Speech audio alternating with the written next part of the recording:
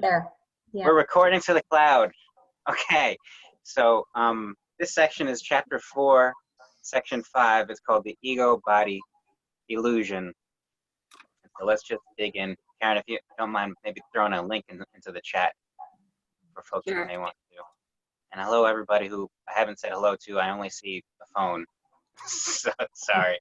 So let's begin reading this. All things work together for good.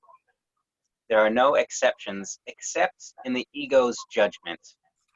The ego exerts maximal vigilance about what it permits into awareness, and this is not the way a balanced mind holds together. The ego is thrown further off balance because it keeps its primary motivation from your awareness and raises control rather than sanity to predominance. The ego has every reason to do this, according to the thought system which gave rise to it and which it serves.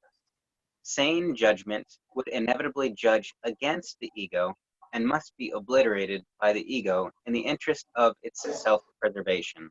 It's worth reading the sentence again. Sane judgment would inevitably judge against the ego. So if we were to have sane judgment, if we were to think sanely, we would judge against the ego and must be obliterated by the ego. And this is talking about sane judgment. Sane judgment must be obliterated by the ego in the interest of its self-preservation. We can think of some of these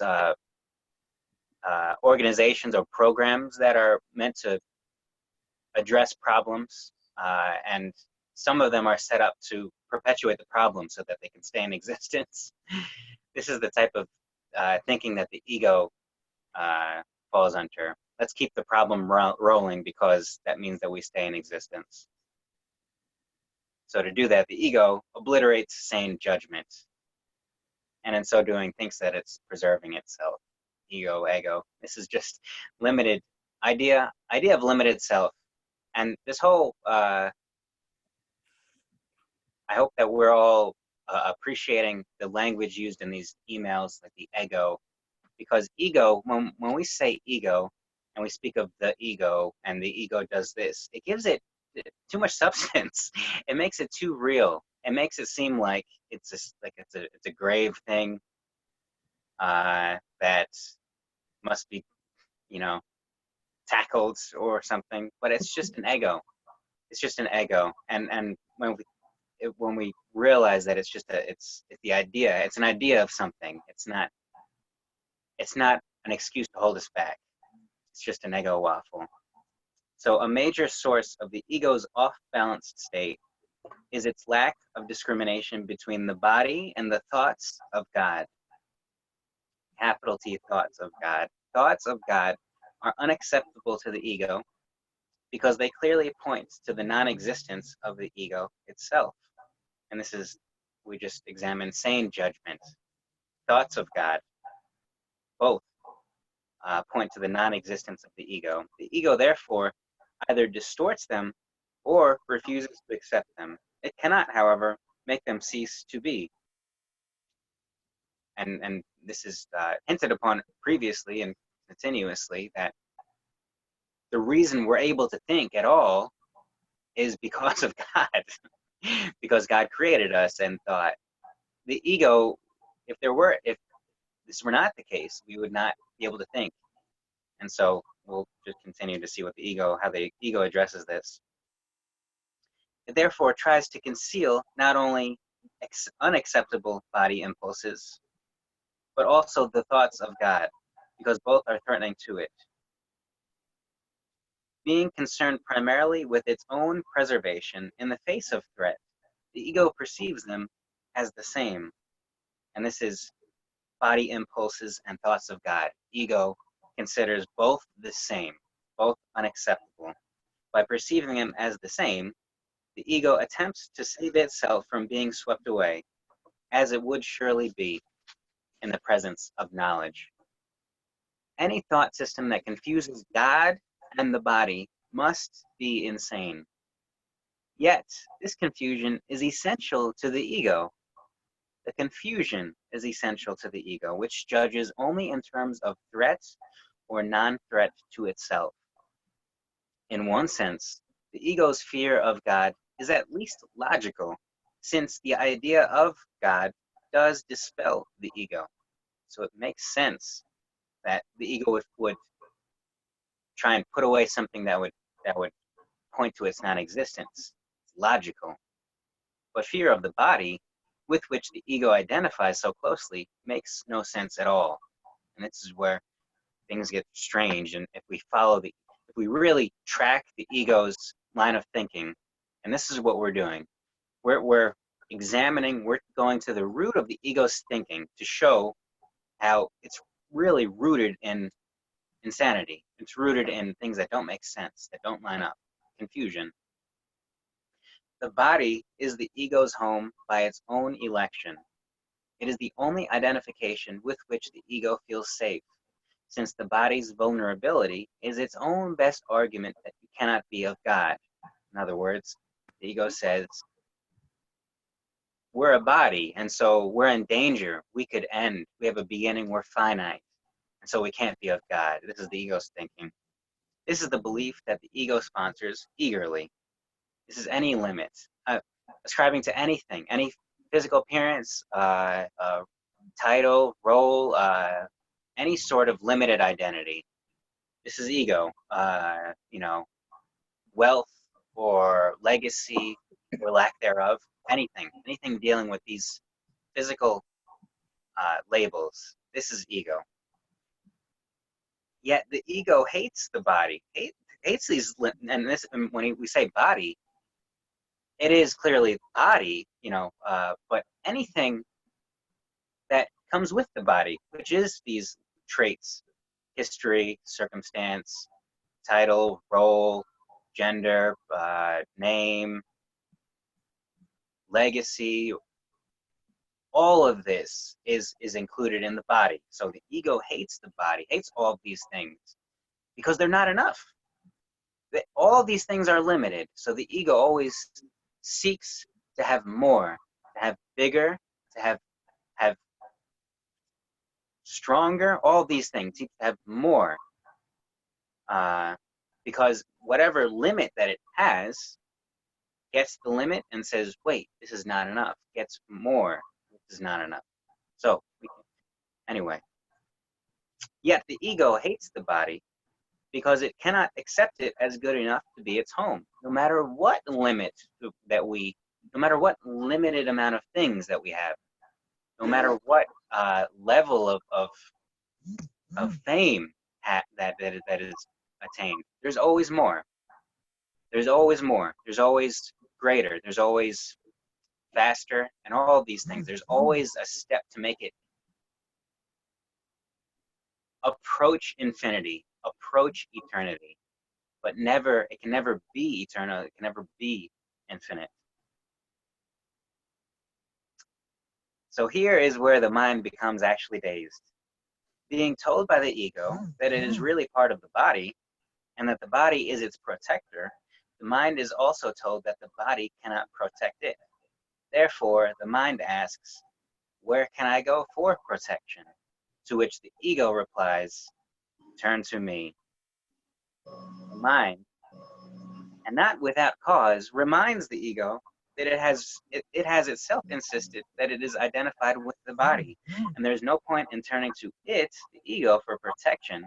The ego has no real answer to this, because there is none, but it does have a typical solution. It obliterates the question from the mind's awareness. Once out of awareness, the question can and does produce uneasiness, but it cannot be answered because it cannot be asked. So, I know Karen picked out this one. This is the nice one. This whole idea of, entertaining the body as our identity. If the mind starts with this line of thinking, it inevitably asks, where can I go for protection? And the ego says, turn to me. And this is where things just don't make sense and it falls apart. So I thought there was something interesting about this that I hadn't considered before, which is, I know I've experienced this. I don't know if maybe you all have too. Just at different times in my life, a general sense of uneasiness. a general sense of discomfort, not really being able to identify it. You know, and just letting it go, just letting it go. Like, well, can't identify it, don't know what it is, it's just there. And so in reading this, it just gave me something to reflect upon. Like, oh, is that general uneasiness, this feeling of, you know, where's the safe haven, right? Where is peace? Where is it? And the idea that ego, you know, as this entity that we're giving existence, removes it from our awareness, right? Plays that trick so that we don't, so the question doesn't always rise up. You know, we just get on with our busy lives, but the uneasiness may remain. That's very interesting to me. It certainly remains. And this is, I'm not sure if we read this or if it's later on, but essentially that uneasiness remains, and it's just shifted into some other area of our being where we're either projected onto something or we're blaming something else for our uneasiness, which is really the same. Or blaming ourselves, not good enough. I mean, that's been a theme song for me. Not living life right somehow. And of course, it's this is the beauty of A Course in Miracles, because it forces us to bring this question into awareness, to come and ask this, because otherwise, all too often, it's just obliterated. And ego identification doesn't bring it to surface, doesn't bring it to light, doesn't allow light to shine upon it.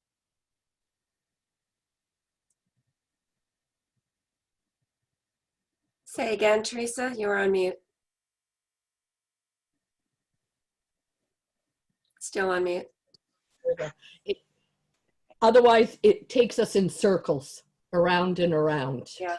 Right? Like you're always sort of chasing your tail. Yeah. And hello, Teresa. Hello, Tim. Thank you for Hello, joining. Hi. Yeah, it's and it's going in circles. It's like very tiring, like, you know, no room for rest, running in circles, chase that the ego offers us, chasing the tail. A nice way of putting it. So before we move on, I'd also like to say I was a little bit uncomfortable when I read that the ego hates the body. It's a very strong word, and I don't think I've come across that word in A Course in Miracles before, or if I did, I missed it. That's very strong language, hate, right? The ego hates the body. Now, I might say, if asked, I might have said, well, yeah, I mean, the ego is discontent and always looking for more, but hates the body? That's good. I didn't catch that, Karen. I didn't catch the hate. You're right. yeah. Yeah, that's very powerful. One thing about A Course in Miracles, there's no fuddling around. There's no beating around the bush. It's just the ego hates the body, and it's really it's true. I'm glad you pointed that out. Karen, that's the basis of the multi-billion-dollar industry of women's magazines. You're too fat. This is how you keep your man. Blah blah blah. You're too pale. You're too dark. You're too tall. You're not tall enough. A million more things. You smile too much. You don't smile enough. And the goop business just recently, but I mean, the whole thing is, I think it's too mild. You know, the ego hates the body. I think it could do a little better. That's a little mild. I think. Hello, telephone caller. Hello, telephone caller. 907. Yeah, so the ego hates the body, and I think we've listed that, and it's also like I feel like there's, and it really, I guess we're honing down what ego means here, Hmm. because at least initially reading through A Course in Miracles, it's like what does it mean when it says ego? What does this mean? Is it an abstraction? Is it a part of ourself? And we're refining this, and perhaps I love if we can all add to this if we can.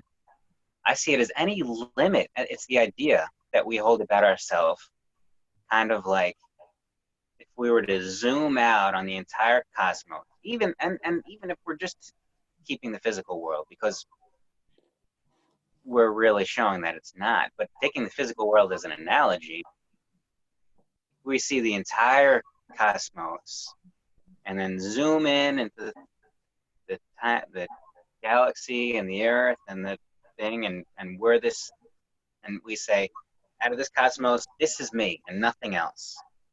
And we try to,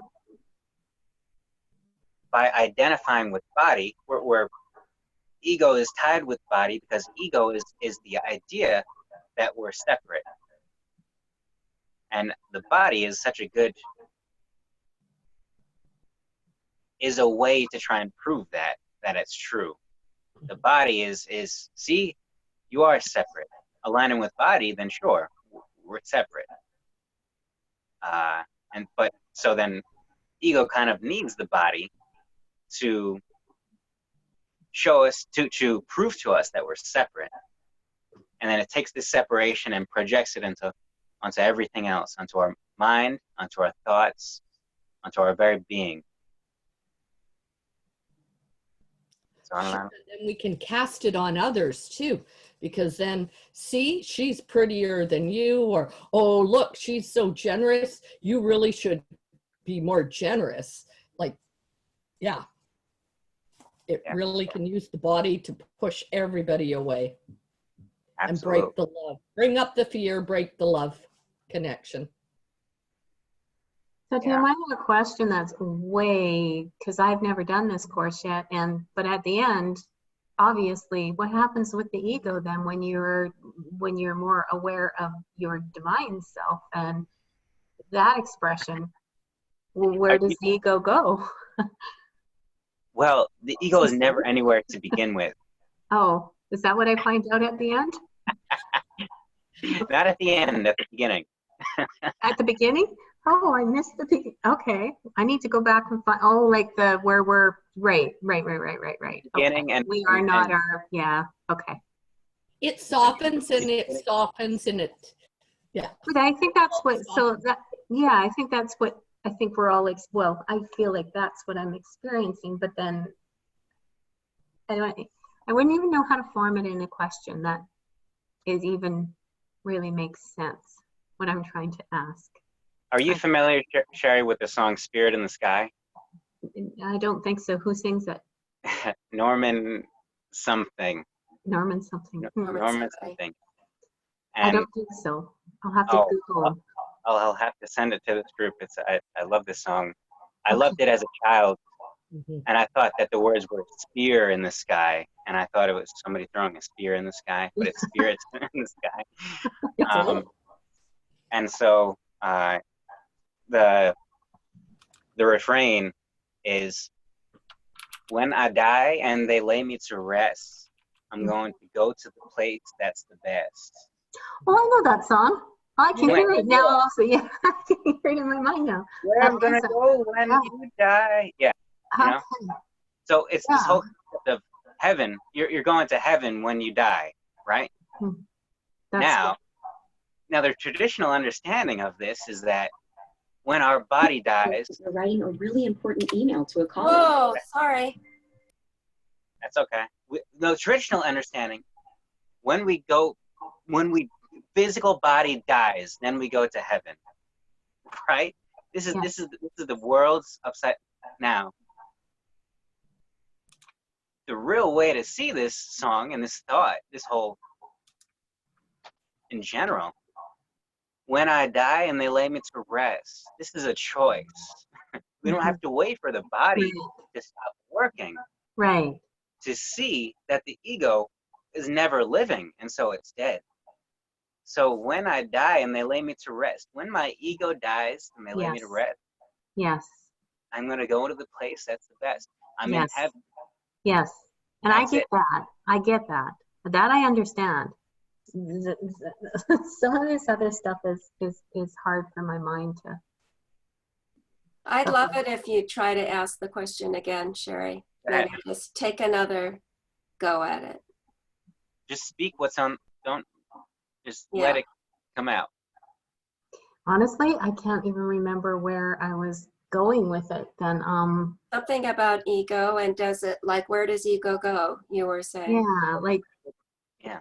because we identify, well, I have for so long identified with so much that was sort of outside of me, and everything I would look at was, I was almost always comparing or whatever, and then yet something happened where I started going in, and everything I was searching for was being revealed inside. And so that's where the ego, I felt, started to soften and was more self-loving. So, you know, coming to a place where I was really okay with who I was, and there was no longer looking outside for something to make me feel complete. I don't know if that was, I don't know. I don't even know. I certainly understand that process, you know, Yeah. moving through the one phase into the other. I Mhm. think So I don't know what happened to, yeah, like I guess it just sort of dissolves and you start waking up to the real essence of who we really are. And it's like it's a charade almost. Honestly, I don't know how to put it in words. It's I like, don't let me try. So it's like the energy of self-love Mhm. is, let's say, closer to the energy of love, capital L, God, right? The energy of projection and disliking myself and comparing and out there, that's not as close No, I didn't like that feeling. of energy to love, Yeah. God, capital L-G.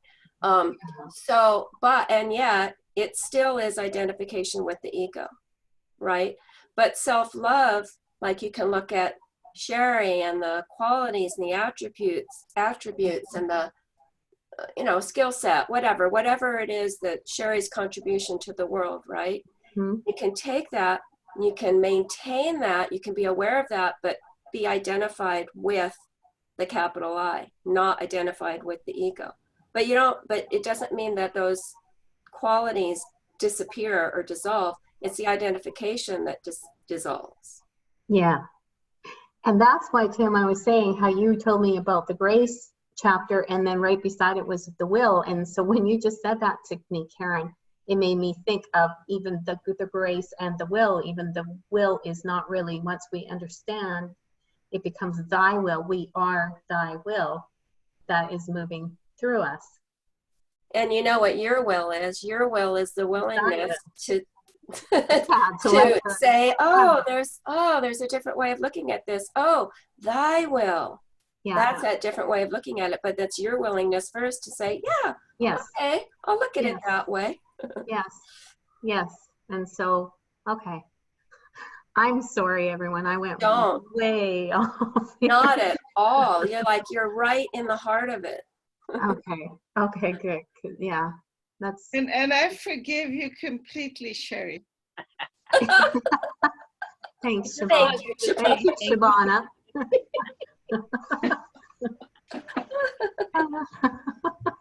Yeah. I just have a different perspective because this is a Course in Miracles. It's not the Course in Miracles. Did I call it the course? I probably did. No, Oh. I wish you had, because then I could forgive you. But but it was Tim who said it's a Course in Miracles. I would like to give you the one of the Sufi perspectives. Maya, M-A-Y-A, is Yes. illusion. And what we're doing here as egos,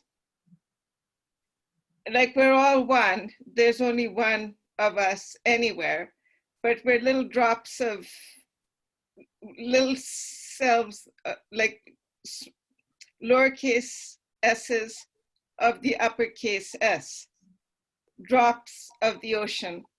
And what we're doing is removing sheaths of Maya.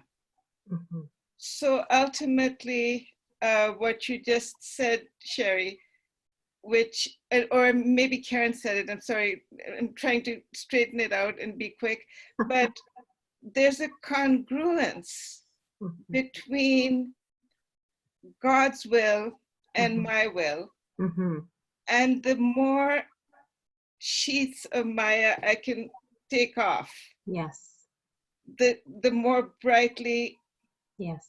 the light shines, and Yes. the more the disparity is reduced. Yes. Beautiful. So that's what happens to your ego, darling. Beautiful. Thank you, Shavana. You're welcome. And Shabana, if you ever get confused about who's speaking, is it Karen, is it Sherry, just call us Carrie, okay? Or Sharon. Or Okay. Sherry, There you go. doesn't matter. We're all merged here in our study group. Right. Thank you so much. Thank Thank you, you, Shabana. Shabana. Yeah, that aligns with A Course in Miracles visual of tearing down our shabby structure that we've built, the ego's shabby structure to house ourselves, and which is never good enough. And also, it's blocking out the sun from shining upon us. So, shedding the layers that fits nicely. And I will say that it tends to be just a whole lot simpler with each layer that's shed, and there's not many more. The questions dwindle down, and everything just becomes simpler. And it's that little willingness is just that little spark that starts everything, that sets everything off. So it's nice.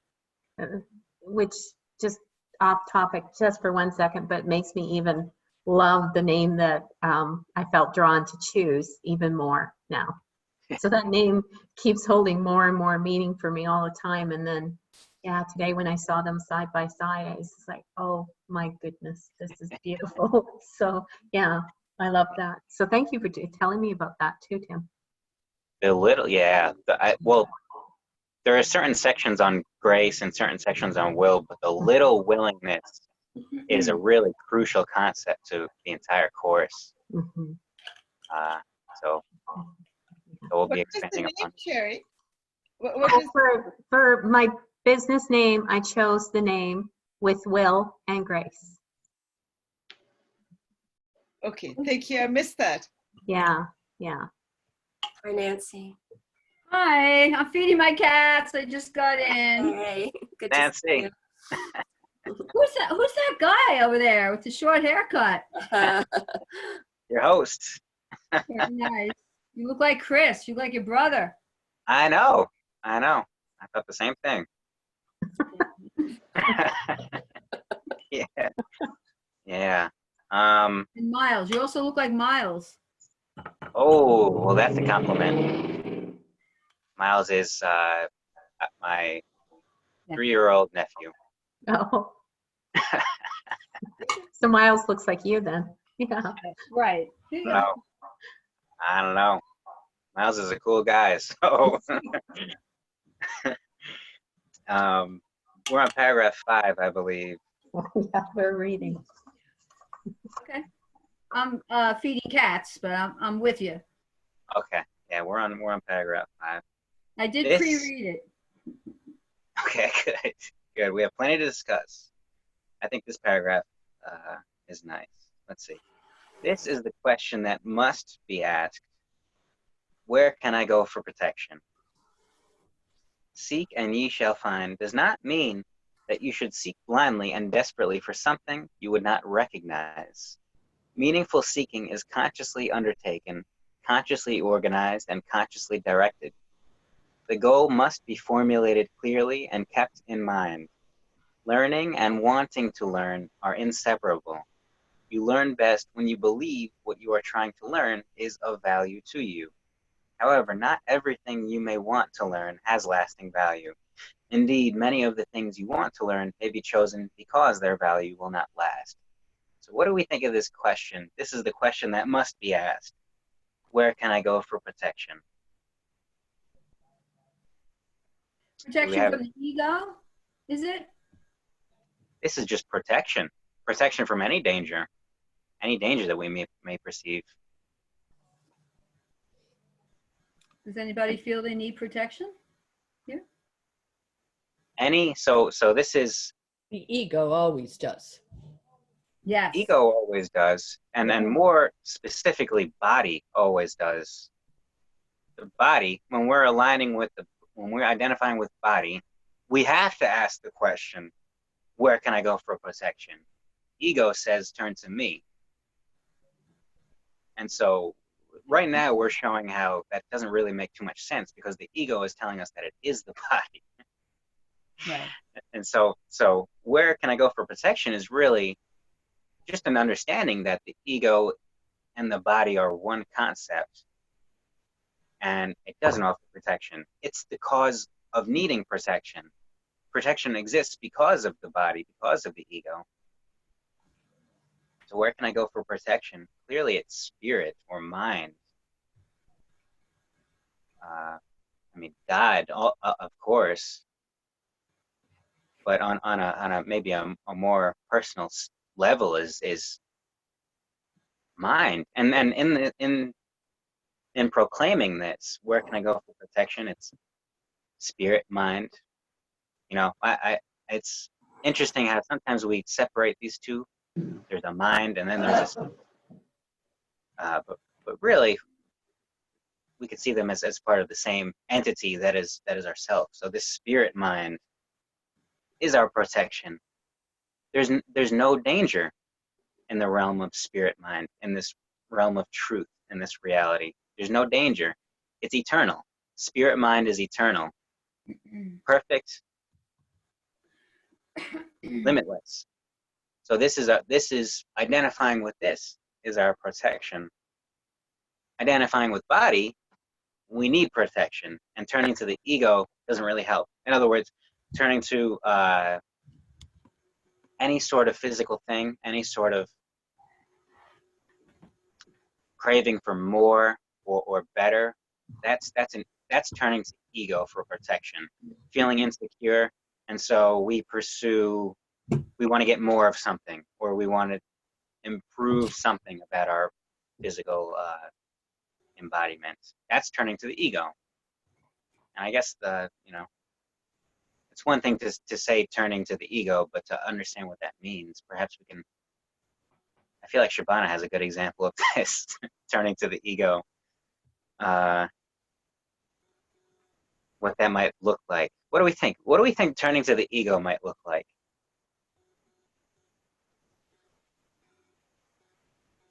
Turning to the ego for protection.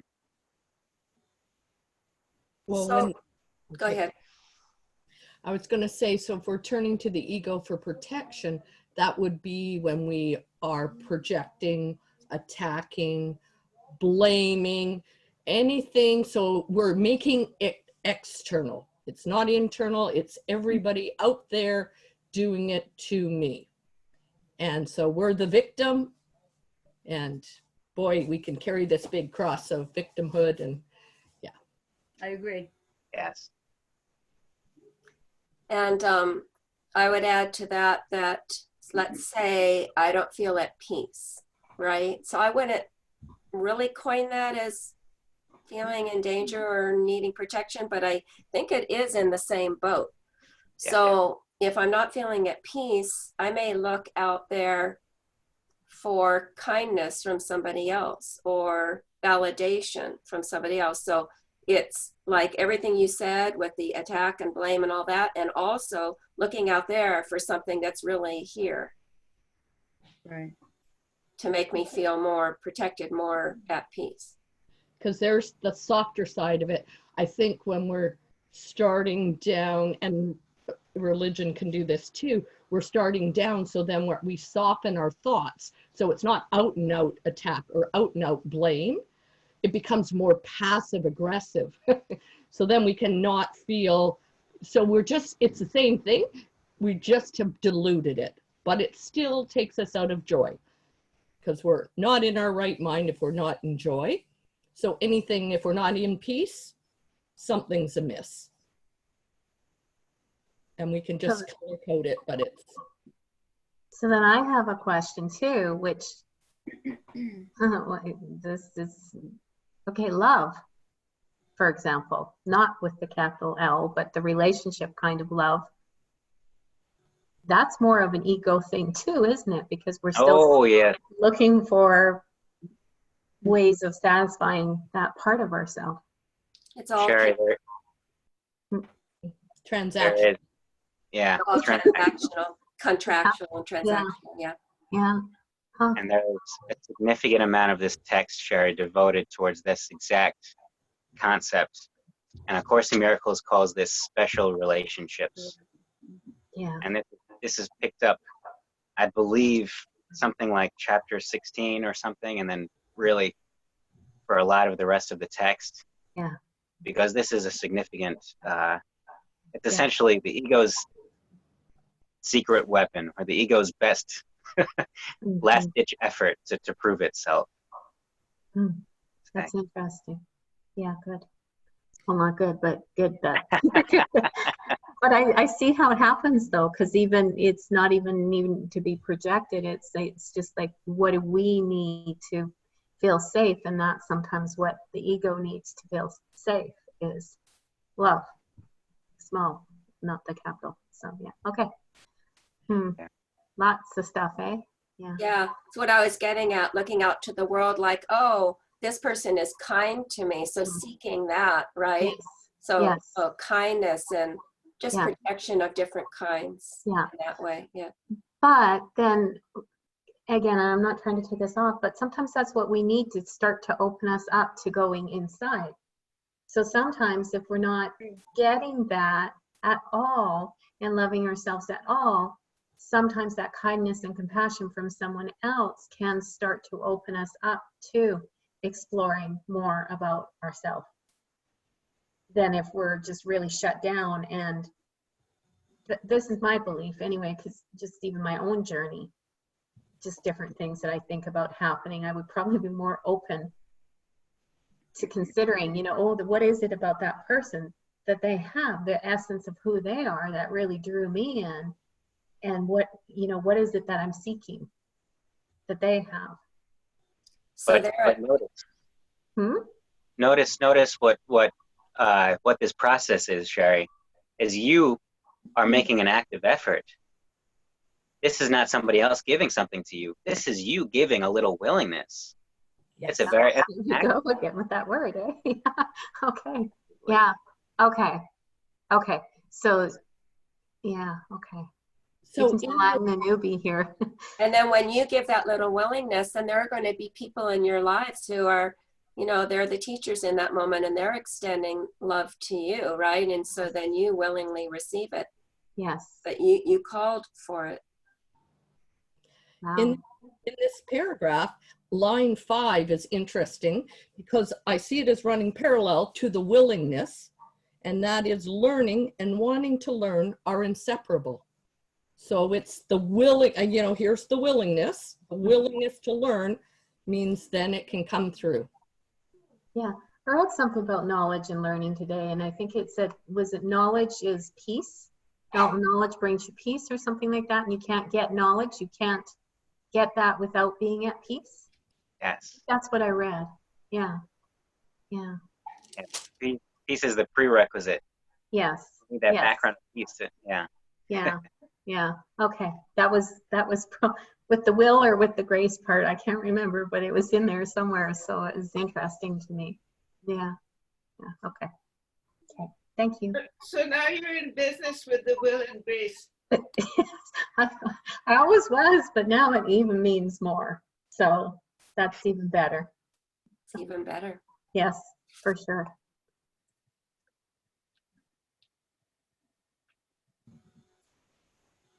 Okay, so we're on paragraph 6, I believe, which is the last paragraph. So let's see where this takes us. The ego thinks it is an advantage not to commit itself to anything that is eternal, because the eternal must come from God. Eternalness is the one function the ego has tried to develop but has systematically failed to achieve. Let's inspect these opening sentences a bit. Now, eternalness is the one function the ego has tried to develop but has systematically failed to achieve. Do we have any ideas what this may look like in the ego's world? Trying to develop eternal as an ego? Who has a thought? So the ego wants to be eternal, you think? I don't agree with that. Well, the first sentence says that the ego thinks it is an advantage not to commit itself to anything that is eternal. Yeah. And then It it says, It wants to live forever, but it knows it will not.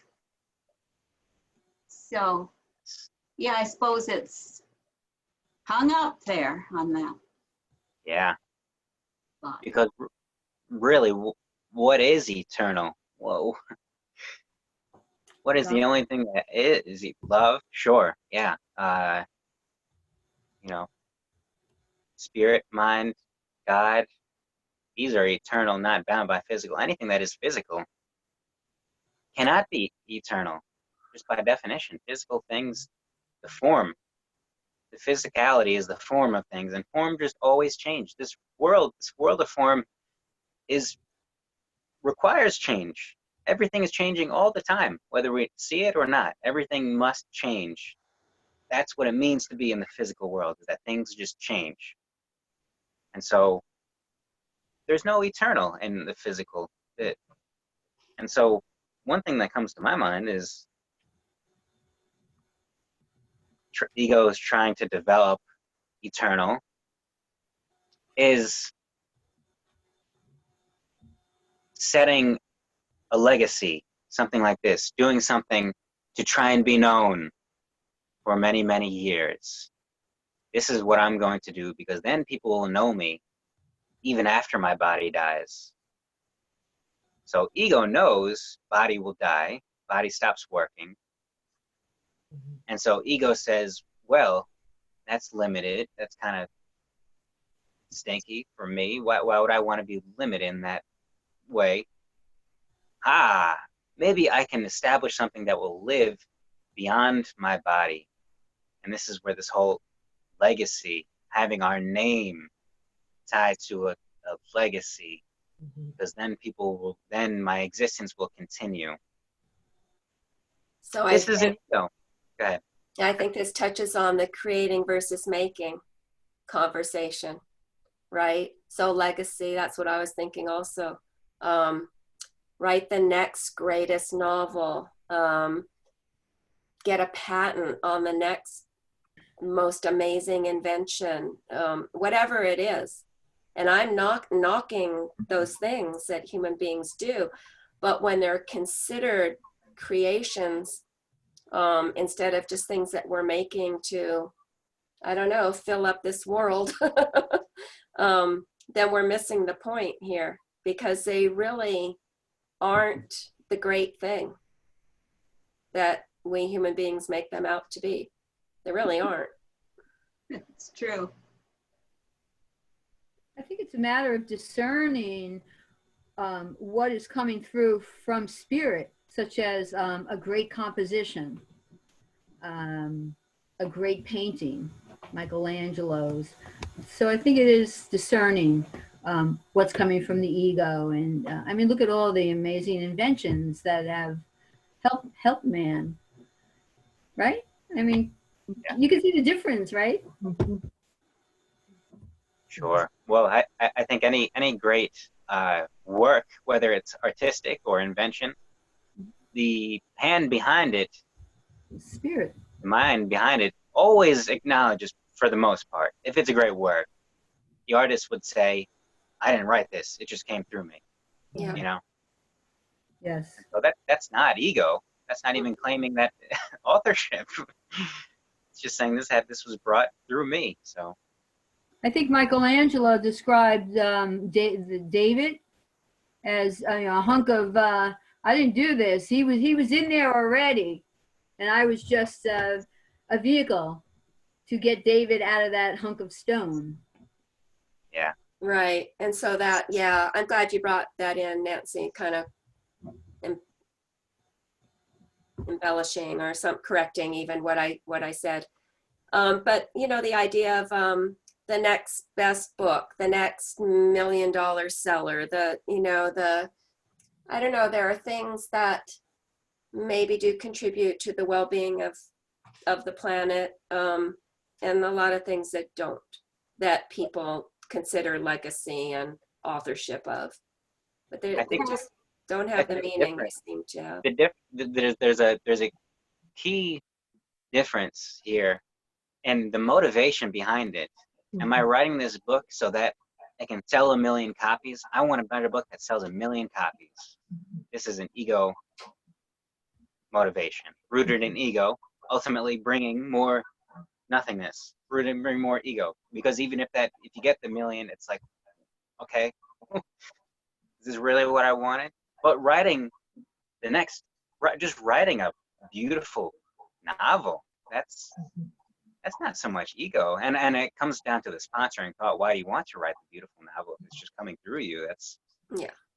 Then it could very well be the next best-selling novel, but that wasn't the intention. That wasn't the reason, the motivation for it.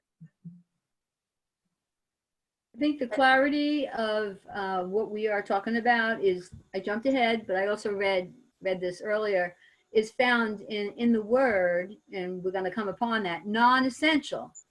Think of that word. Is this of the essence of spirit, or is it non-essence? So I think it's found right there. It's just a couple of sentences. Yeah. Yeah. Let's read up to that. Just 1 second, Tim. When you were saying that there's nothing that doesn't change, there was a verse from the Quran that kept running through my head, is everything will pass away except the face of God. And I remember at various times I have been in Buddhist monasteries, well, in one Buddhist monastery, and in the house of some kind of priest. They were showing off his house so that you could all parade through it. And there are other places, but I'll just talk about these two, that there was an electric atmosphere, that the meditation and prayer which had been carried out in these places had such a high vibration that it was unmistakable. So, like music or art, inanimate objects also start to vibrate and tell a story which cannot be I mean, which is pointing to the self. I mean, my personal experience of it was life-changing, really. Thank you. Where was this, Shabana? At a Buddhist temple? Yeah, that was in some remote spot in Pakistan when I was a teenager. And the other, the home of this, well, I mean, it was the house of, they call them Anglicans here in Canada. It's Episcopalian in the US, but that was in Fredericton, New Brunswick. And I was blown away by the piety of this man because it was unmistakable. Can I just add something quickly to that too before we move on? But even like even words that you read, even in here, in a text that have the vibration that you're reading, and you just know you just experienced truth, and your whole body just vibrates almost to it. So that would be like the creative that's coming through the eternal. So, yeah, that's it. Absolutely. Hi, And- Kathy. Kathy, Ah, hi guys, finally. How is everyone? here. I just was waiting for you to say the name of the Hawaiian doctor. Oh, I love it. I have a job. Dr. E. Haleakala Hulen. You make me happy every time we say it. Yeah. You make me happy too. Thank you for coming and saying it. Well, actually, Dr. What would they call him? I guess he said sometimes they would just call him Len to make it easy. But he did say if you said his name, he said it was a blessing. So there you have it. I say it all the time. Say it again? What I just explained? No, his name. Oh, Dr. E. Haleakala, who, now it's going to throw me. Dr. E. Haleakala Hulen. Akilakia. Dr. E, and he'll say it word by word, or should I say syllable by syllable. E. Haleakala Hulen. So I love to say it quickly. And he is the gentleman with Ho'oponopono. Oh. Yeah, it's blessings. It's pretty much what we're doing here, or trying to learn, as I'm always trying to learn. But yeah, it's about understanding we are loved. Yes, we are. I didn't want to interrupt where you guys were. I apologize. I have my sister is here with me as a guest, kind of caregiving role, and so that's it. I was a little off, but I'm here, and I thought I'll come even if it's late, shall we say. Right on time. You got it. Thank you. And Kathy, we just read a sentence in paragraph 5, which says, learning and wanting to learn are inseparable. So you are spot on. I love You're it. trying to learn. Well, it's lifetime, right? Mm. I love it. No trying here. That's right. I know. That's right. Being. Remembering. Remembering being. Oh, Right. dear. Yep. And we're on paragraph 6, where we might as well start from the beginning. But before we continue, one thing that fits the theme of what we were discussing about invention and ego, eternal, one example that comes to mind with invention in particular, related to ego control, is apparently when they first invented the screw, you screw things in. We're all familiar with Phillips head screw.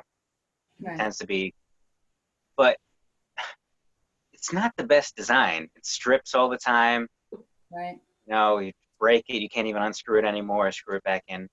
Now, when the screw was invented, there's a design that's much superior. It's just a square. It's just a square.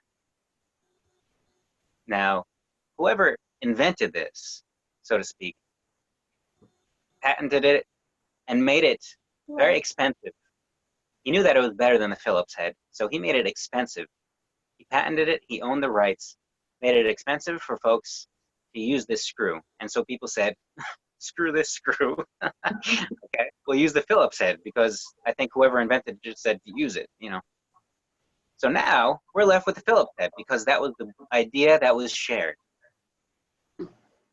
The person who invented the square head, even though it's a better design, tried to hold on to it, and in so doing, like it's an idea. He wanted to claim substance from this idea. He wanted to claim, I don't know if it's name, fame from this.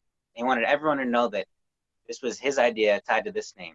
And in so doing, it wasn't shared. It's held back. It was held back and it wasn't shared. Really, what we are the idea of the screw. It's not the credit in the name. Sharing that invention would be just sharing the idea of it, not in taking credit for it, holding onto it. And so this is a one way that ego can try and make eternal, is trying to put our name onto something or claim credit for certain things. Did he get a copyright on this? Because as we speak, I'm working on my tool closet. Oh. Did you get a copyright on it? On which? On the square screw. Oh, well, it's available now. It's just not as common. It's far superior. Yeah, use the square head. Square. Far Right. better. Okay. Yeah. I'm not sure how long ago, but I think the patent, either it expired or it's just available now. So yeah, if we have an invention, just share it. I think that's the crux here. So paragraph 6, we'll just start over from the top. The ego thinks that it is an advantage. It is an advantage not to commit itself to anything that is eternal, because the eternal must come from God. Eternalness is the one function the ego has tried to develop, but has systematically failed to achieve. The ego compromises with the issue of the eternal, just as it does with all issues touching on the real question in any way. And what is the real question?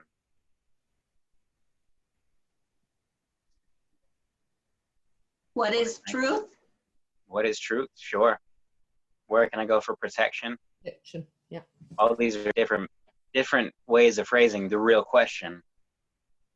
This one real question: who am I? This is the real question. Well, at that, but we have time. What's another way to phrase the real question? What is the real question? Statement or question? The question. What is, if you were to say, what is the real question? You mean like when we ask ourselves, who am I and why am I here? Like, what is my purpose? What is the truth of? Yeah. Yeah. There is no question then. But that's a question that we all sort of get to at some point. Don't you think? Like, Who am I? Why am I here? yeah, That's what I was thinking too, Sherry. yeah. I've answered this for myself every morning by surrendering everything that I am, like all the gifts and talents and abilities that I've got.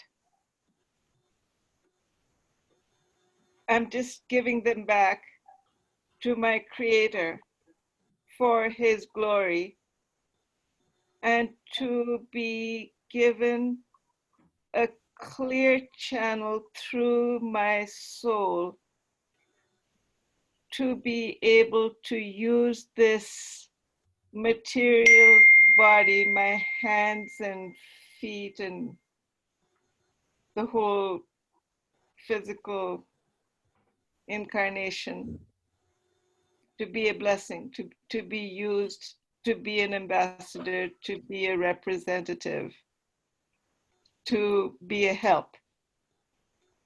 That's what I do every morning. Nice.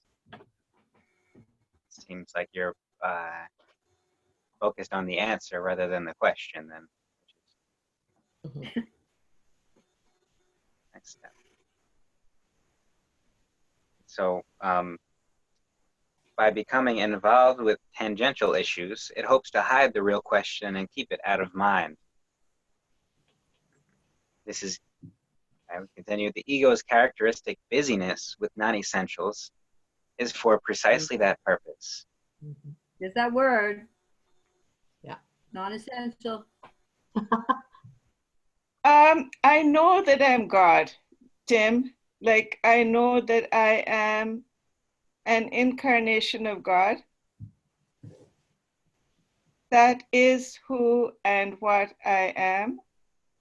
And the desire is to express it as well and as clearly as possible through the various sheaths of Maya. So I'm addressing the question with what you would call the little willingness. Is that here is my Phillips and the square screwdriver, whatever. I'm not interested in the patents. Use me to unscrew whatever there is that needs to be undone. Yeah. Excellent. Well, that's identity. That's starting the day in identity and getting a foundation in ourselves to begin the day. That's a powerful practice. And to ever try to define God is Arrogant. well, to put it mildly.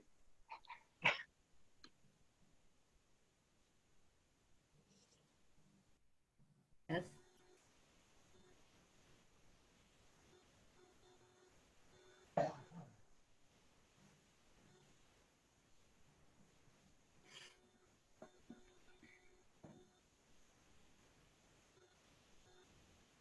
So what does this mean? The ego's characteristic busyness with non-essentials. Distraction. It's to distract that. Right? But what is this? What's an example of this? What does this look like? How does this actually play out? So would non-essentials be what we for a period of time consider our essentials, like that are what we're seeking, like outside of us, that we're trying to create, because this is what we, here again, I'm going to get tripped up on words again, but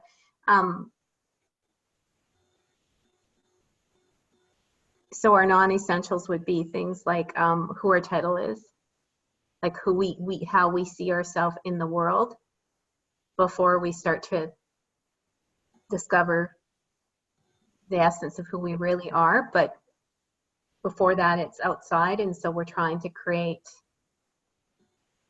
something that we feel is essential. It's a part of us.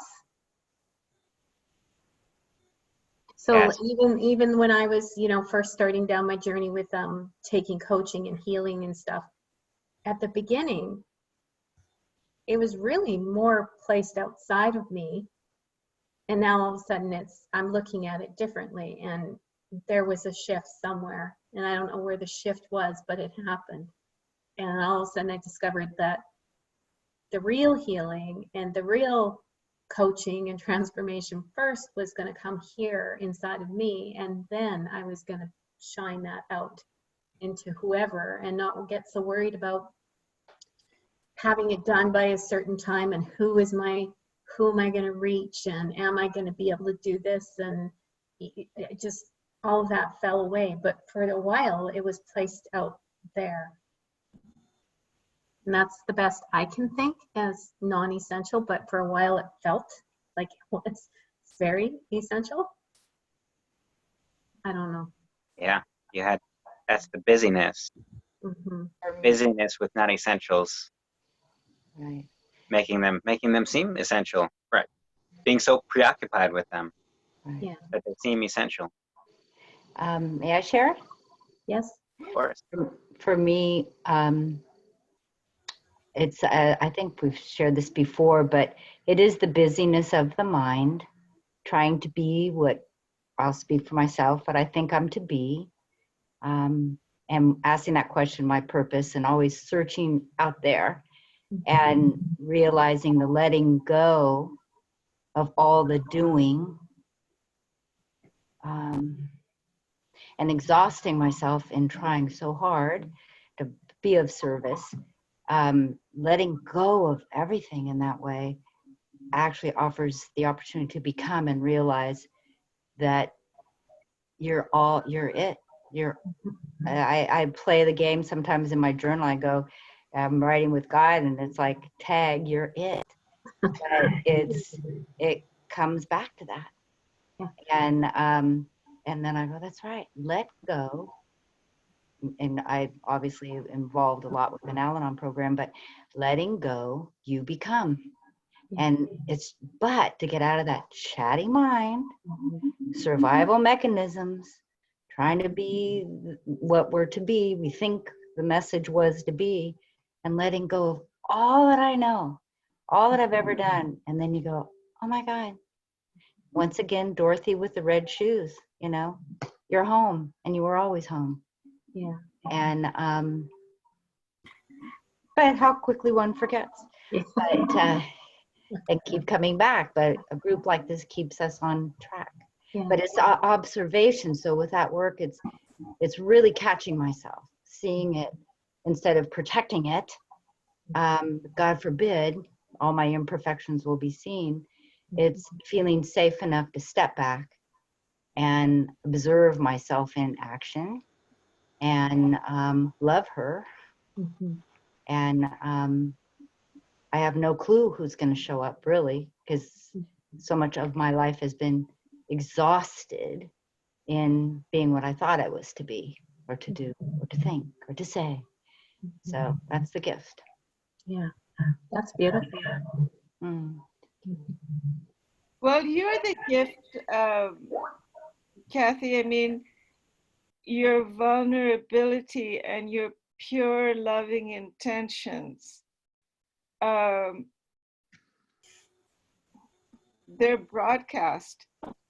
And I know that in Islam, it's clearly stated that God needs someone who needs him, because that's where the mutual love and help comes. So that's the blessing, is our imperfection. Perfectly imperfect.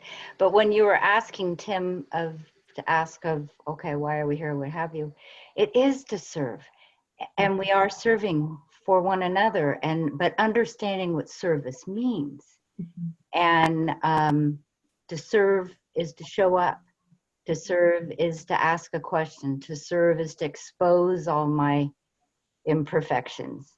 To serve, it's just a whole different idea, understanding, and it's just to show up. And that's just with us showing up. That's service. And we give, and we support one another. And you feel that love that we know you do, and that's it. And then you feel safe, and you get to open up and discover at 67, oh, is that what I you know, be able to say thank you, to accept. And I always want to go, no, you don't understand. I'm not perfect. No, no, no, I didn't do it right. Just say thank you. And I love that smile. I love it. That's why I have to come here. I'm messing up my Zoom. Why does it always look, I know I'm diverting, but Kathy, it looks there's so much sunshine in your house there. You're not in Australia, right? California, sorry. It's probably just because I don't why, have a, 3 hours difference. Okay, yeah. that explains. Nancy, she's just a very bright light and too embarrassed to admit it. Blinding. It's the light. It's blinding. Run quickly. I wanted to show you guys, I take care of people's pups. I call all animals pups, but I have little Bruno. I wanted you guys to see him instead of me. There you go. I call him Little Ears. Oh, look at his ears. And I Great. think he's the flying nun. Oh, he's beautiful. I love Oh, he's great. Look at his ears. flying nun. I told him he's called Little Ears. So I had a beautiful German Shepherd that I lost, and I still miss him deeply. And so I started taking care of pets. And my captain, who was a huge shepherd, had the same look as this old guy. I called him Little Ears and Little Nose, but never did I know it was going to come in a Chihuahua form. But Wait, that's a Chihuahua? He looks like a I think he's got a little pincher in there. What are you? He's a I rescue. love him. Hello, boy. I know. Girl. Little boy. Who am I? Why am I here? My love. Okay, you sit right there. Everybody saw you. Thank you, Bruno. Yeah, I love Bruno. Little Ears.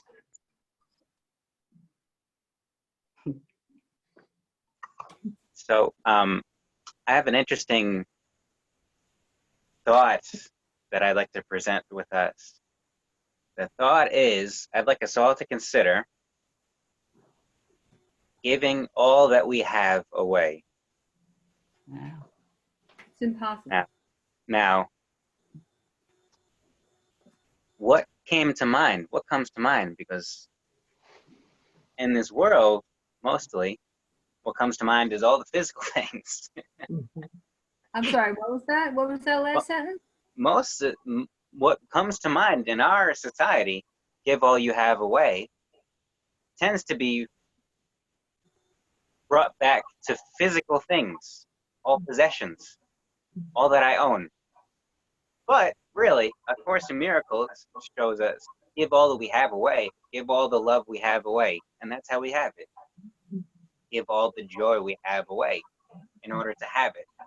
So it's right, Nancy, we can't give all we have away and lose it all, but we can give away, but we can give everything away and still have everything. Right. It's just a rephrasing of being generous. You know, being generous it can be in physical things, but often it's not. Often it's rooted in intangible joy and peace and love, and we give that away. Yes, that's how we have it. So that's I guess just another ego concept here. When I hear that, Tim, what it takes me to is, again, the innocence of the little child that doesn't know there's any limit, right?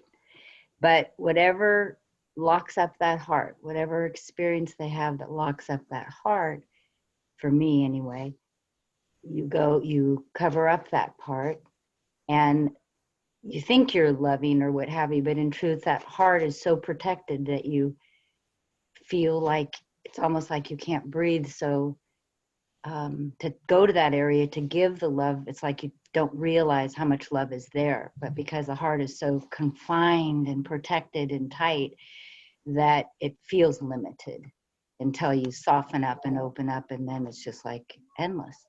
It just flows in, and the more you give, the more you flow. But you have to soften.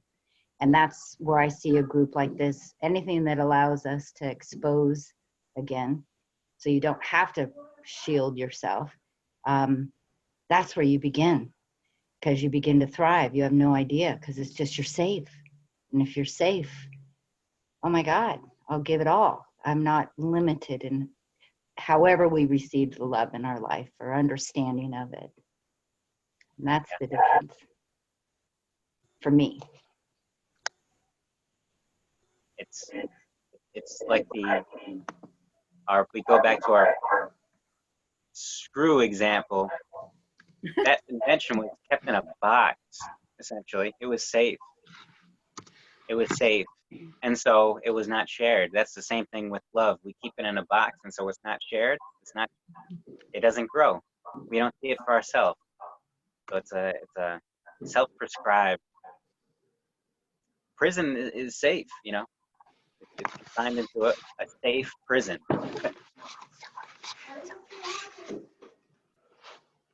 And I just think it's interesting how at least this group, and I think it's telling of just in general of groups like that are gathered with the same agenda, same mission, how female dominated it is. Isn't that interesting? That's time. It's just interesting. I think that's it. Shout out to women. Oh. General. That's good. But You know, more it's and like- more men are embracing the divine feminine. Yes. Yes. And I will say too, to you as well, Tim, I like how you changed the wording in here, because that is something that's been a little bit difficult, is always seeing the masculine and, you know, God and the father, the man and brother, and just that's sort of tough. It didn't bother me before, but now it seems to be, I don't know, there's healing, even though, you know, I've never directly been affected. I don't know. I think there is some sort of ancestral stuff that we carry within us. That's what they say anyway, and I believe it. And so I appreciate the fact that you're doing that. It feels honoring. So thank you. Sure. And also just, I mean, biblically it was written in such a way just because, I don't know, I'm not sure to be honest, but Helen wrote it in this way just because she's familiar with the biblical language, and she just kept true to biblical language. That's the I only know. reason that she used I know. these. But clearly, we all know that there's a much greater truth behind these words Yes. than limiting it. The Yes. pronouns, the limitations of our language. Yes, yes, and there really is too. So I understand that, but I did want to acknowledge you for doing that, because Thank you. I thought that was it's a beautiful thing that you did that you're Thank honoring you. the women. But I guess you sort of have a group of women surrounding you. You might want to. It might be a good idea. Yeah. Well, I've always thought it interesting that there is any pronoun for God, like as if God is not short enough. It's 3 letters, I you know. know, I know. and we have to abbreviate it further. God, you know, that's a simple one. Yeah. I like to share a moment with the group that I had earlier today. So the idea of sharing everything that you have, right? So I was with a friend today here in my home, sitting at the kitchen table, and we were just talking. And what it turned into, I could feel the energy of it. What it turned into, and I said these words to him, you know, I'm shining the light on you. I'm shining the light on the light that you are, is basically what I was saying, right? And it took us a little while. There was conversation happening, going back and forth. And then there was this moment where I saw him, he was lit up, right? I saw it. And then he said, well, I don't want to think too much about those things because I don't want to be seen as arrogant. And I thought that was just fascinating. It was like something rushing in and telling him, no, don't claim that. So, Or it was humility, maybe. well, he is that. I mean, yes, I agree, Nancy. It was that, but what was that really? To not be able to, I mean, because it got cut off.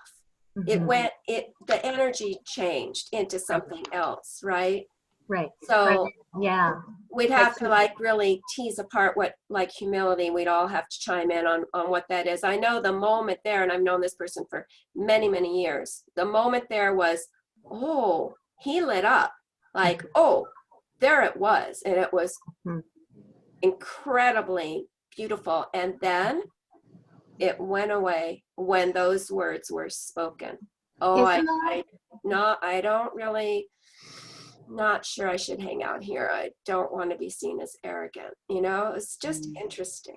But that's interesting how the ego does that though too, because the ego didn't allow him to just enjoy and just to take that and like really reflect on the fact that you had acknowledged him for his light, for who he was. You saw the truth of who he was, and that was uncomfortable.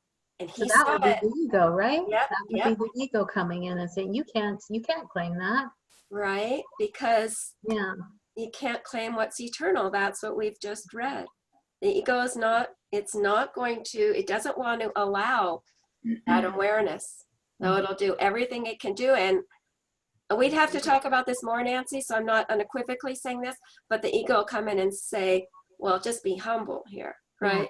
Let's be a little humble here. But what was that really? What Yeah. really It was that happened there? felt he was not worthy. And that's Yeah. And like the ego's definition of humble would be totally different than the true Yeah. definition, the truth of what humble really is. And if the truth of humble was what was happening, the light wouldn't, It you know, wouldn't I wouldn't, be. it's what I sense, but the energy it just moved away. Was it like a veil that dropped? It was just more a feeling. Yeah. Yeah. And you know, my experience with that, and I just see it, what would happen to our world if we all accepted I know. Yeah. I know. how we've been created to be? Yeah. And that's exactly what we don't do. And know. I listen to that and I go back again to the child who hasn't, because I think we have to take claim of it instead of just say gracefully, thank you. But it isn't something I made happen. Right. We're just being. But I think we fear that separation, isolation, being singled out as if I have something you don't. And that's the case. We all have it. And then he's reflecting you. You know, what I've learned is, because that's always been uncomfortable, and run fast. But again, that innocent child has no clue. They're just being until they, transform to whatever they need to transform into, or costume or whatever. Yeah, until we shut them down. Like adults in society and everything shuts the child down, and then we don't know how to take a compliment because Right. it's uncomfortable. Right. So it's so rather than, but then it is something you have to work past, because I even know even with myself, it's like I can graciously say thank you now, but getting to that point takes time. Yeah. It took the time to get there. Oh, still, yeah. I'm a Reiki master is one thing I've done in the past, and that's delicate. Yeah. And but I will always say to anyone, I said, anyone can do this. Yeah. Don't single me out, or I won't do it. I do It's- Reiki too, Kathy. Yeah, but you don't want to be singled out, because we all have it. We all have the We ability. do. But you'll be singled out because of whatever experience a person has, and they think it's you doing it, and you're not. No, you're a vessel. That's where it gets uncomfortable, because that just for me is I won't do it. If that's the environment, then I just can't. It just makes me I get frightened. Yeah. I don't want someone to think that I have something they don't have in that way. And so I apply all of that. And wouldn't it be lovely if we just really accepted the love that we are understanding we are, but believe it, trust it, and then just offer it. Yes. And reflect that. Yeah. So Kathy, something you said made me, I have to say this out loud because I'm chuckling at myself. I told my little story about my friend And then you said something and I realized, right, that would not have been in my proximity. That shift, that, oh no, can't claim that, right? That would not have been there across the table from me if it wasn't here. Oh, because of Right. mirroring? Because of the Yeah. mirroring comment? Oh yeah. And when I was Oh. telling my story to you, I was not thinking about the mirroring aspect of it, but you just said something, Kathy, a minute ago that made me think, oh yeah. That too, about him, but well, come on, Karen. What's here? What is that in you, right? That I could use the same words, like not gonna claim it, a little shy about that, whatever. It's a mirror. It's That's always a mirror. interesting. Yeah. And that's the Isn't that service. interesting? Yeah. That's the serving for one another, because just by him being there and you having that experience, then Yeah. you got that. That's how we help each other. Yeah. Continually. And it's just a matter of when we're ready, Mhm. you know, and When quickly. you started the story, Karen, you said, I extended my light to him. Didn't you say that? No, Yes, you I did. shone. I was shining. Same Light. same thing. See, like, you can complain about yourself that you were mirroring it, but the only thing anyone ever wants is to be seen, to be honored, to be loved. And that's what you were doing to him. Yes, that was certainly a part of it. I acknowledge that. And then there was also another piece, which was when the shutdown happened, that was a projection or a mirror of something that I recognize in myself. I'm just admitting, I'm just confessing, I recognize that is here. But until you said whatever you said, Kathy, that wasn't a part of the little story I told, and I'm just bringing it in as part of it. But again, we get to observe ourselves, and that's the gift of it. You know, Yes. when someone shares something and then all of a sudden something pops in your head and you go, you know, you start to observe because of the willingness to expose your story.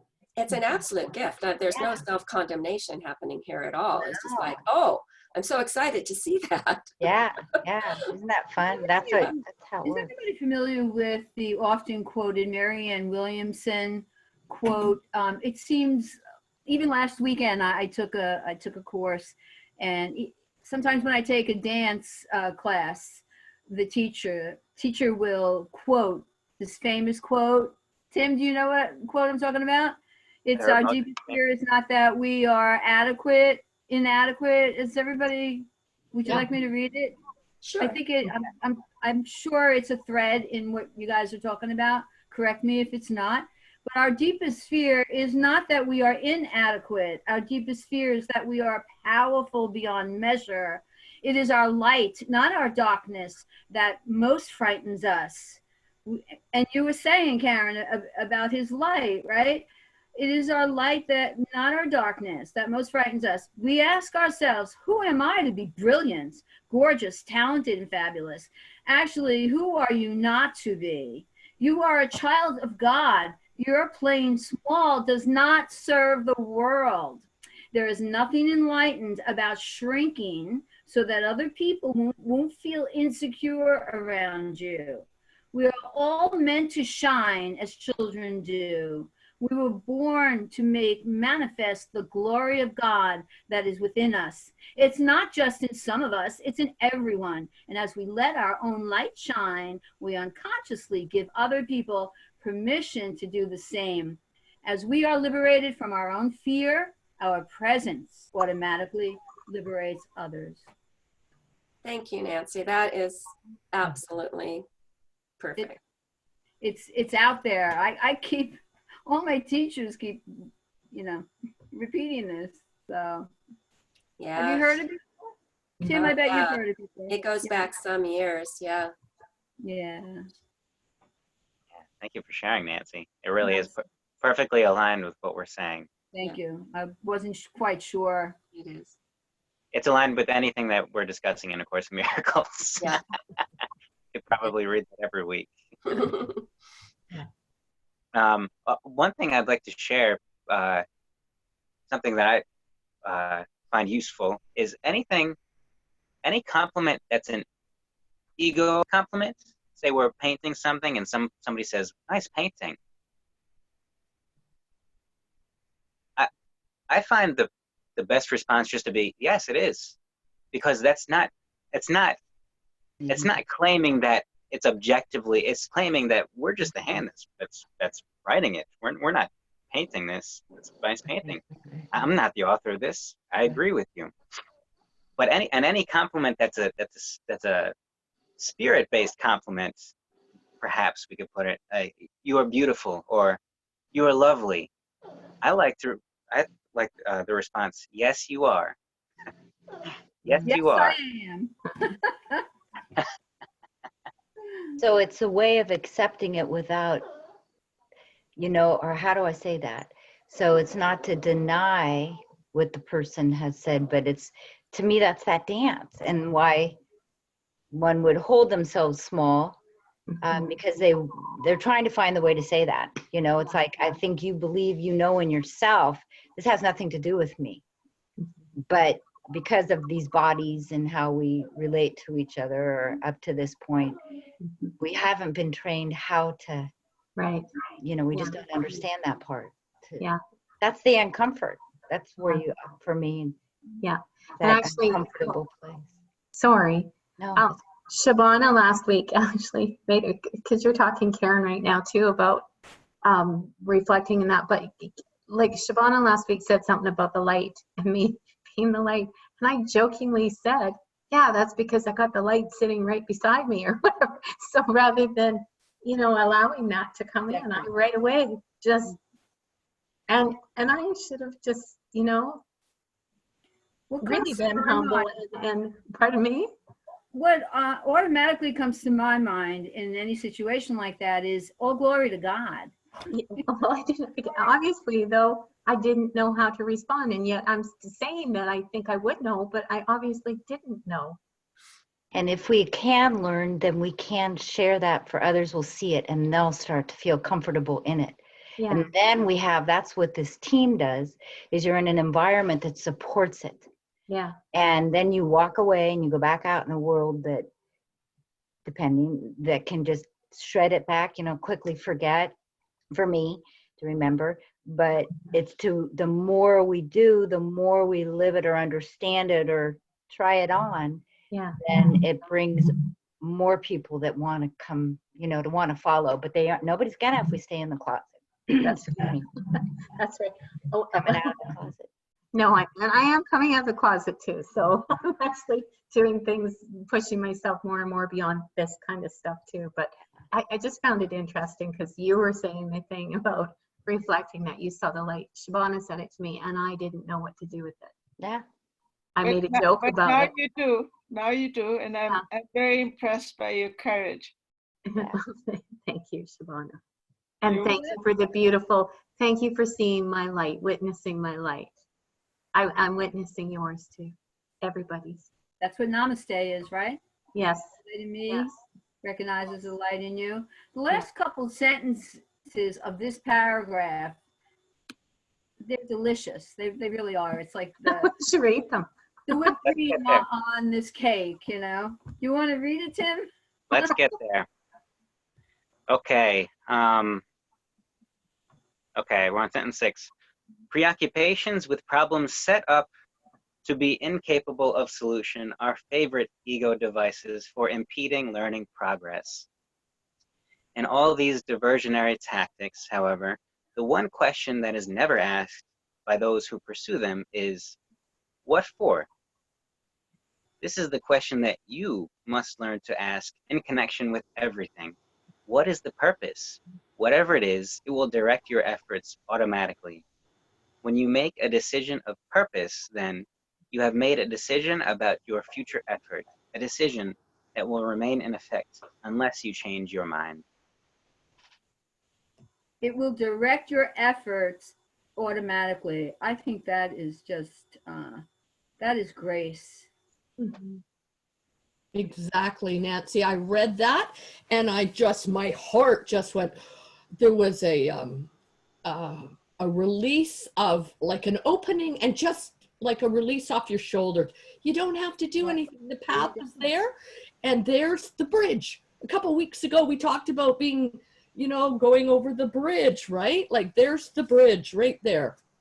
The one question today is we must ask, and now we just what you must learn. So in this section, it's every week I get more excited by the sections. I keep saying this was brilliant, and today, or when, you know, this week it's like this is even more brilliant than last week.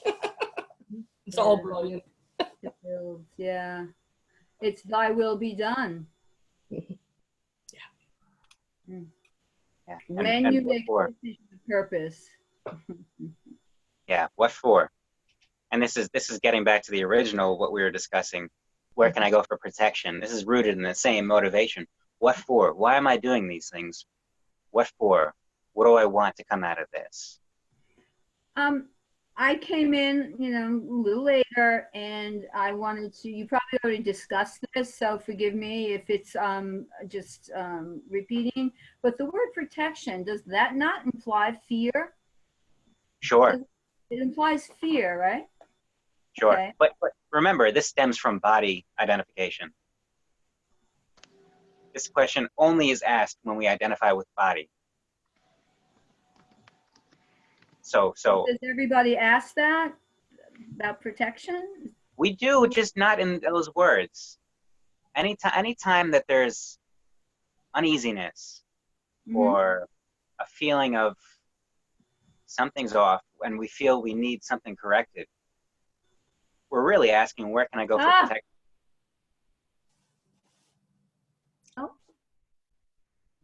Okay. Somebody? Yeah, Yes, we just lost Kathy. Oh, man. Oh, no, there's Kathy. here. Who did we lose? I'm trying to think.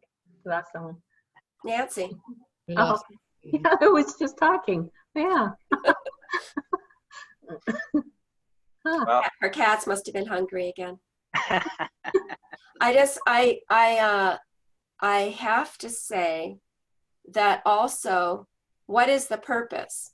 Whatever it is, it will direct your efforts automatically. So what is the purpose? I mean, if one's purpose is, you know, to go around hating, to be a hater, right?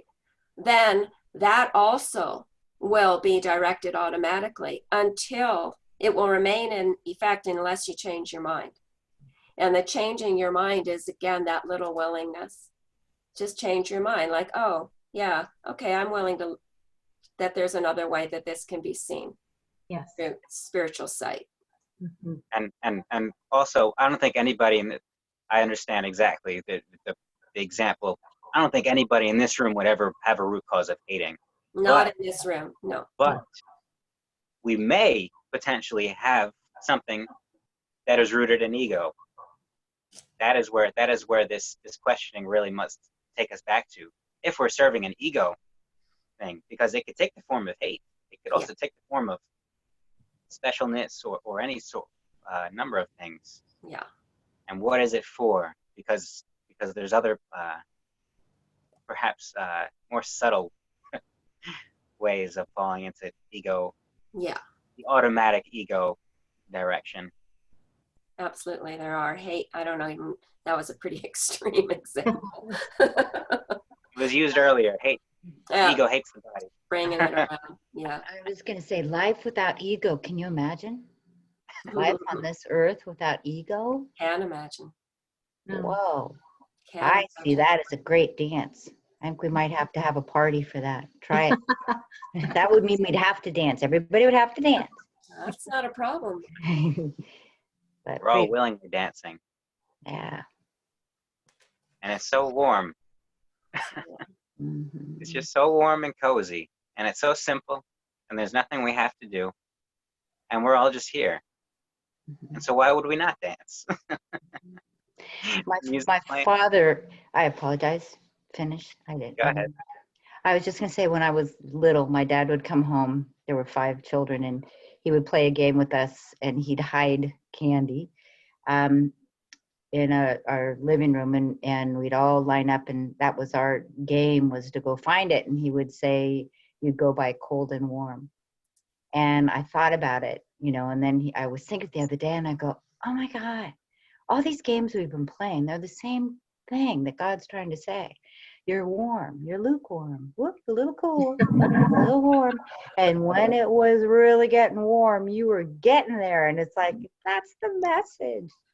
It's simple, whether it's tag you're in or play that game or whatever, the message is, it's that. And you just go, oh my God, now I get it, 67 years later. But it's like, wow. Got it at least. That's good. Yeah, but it's warm. It's that warm and being aware and letting yourself feel those tingles and a little whisper or a little feather tickle. I mean, I've had them all, and it's not that big, you know, knock you out. It's shows up in the softest, gentle ways. And It's very subtle, right? Like everything is so subtle, and you really, I think that's why it's so hard for the ego, because the ego's always looking for obvious things. For complex things. Yeah. That's complicated.